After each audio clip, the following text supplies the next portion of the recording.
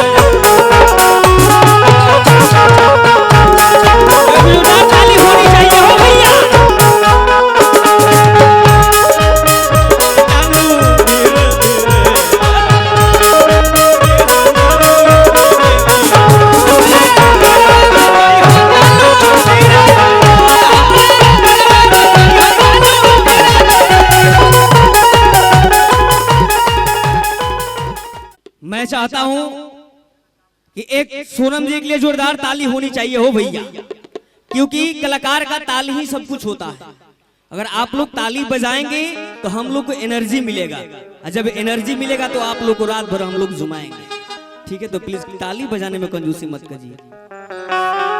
Hello hello hello hello, ठीक है। Hello, थोड़ा सा इसमें डिले दे दीजिए, हल्का इको वाला। Hello hello hello hello hello, बहुत बढ़िया। और सबसे पहले जितने भी यहाँ दर्शक लोग बैठे हुए हैं और इधर हमारे फ्रेंड भाई और चाचे लोग, सबको सोनम शर्मा की तरफ से इस मंच के माध्यम से नमस्कार प्रणाम है। मैं चाहूंगी कि वह ताली बजा का आशीर्वाद दे दे। और कौन सा चौक? गोपालपुर में। बड़ा ही सौभाग्य की बात है कि हम लोग आज गोपालपुर में आए हुए हैं और आप सभी को सेवा करने का मौका मिला हुआ है। और बहुत ही खुशी की बात है कि आयांश बाबू के आज जन्मदिन पे हम लोग सारे कलाकार एकत्रित हुए हैं। और मेरे तरफ से बाबू को बहुत बहुत बधाई है, और गाने के माध्यम से भी बधाई होगी। और मैं माता रानी से विनती करूंगी कि बाबू जहाँ भी रहें खुशहाल रहें, हमेशा हंसते मुस्कुराते रहें और लंबी उम्र हो और अपने माता पिता का खूब नाम रोशन करें। ये दुआ हमारी है।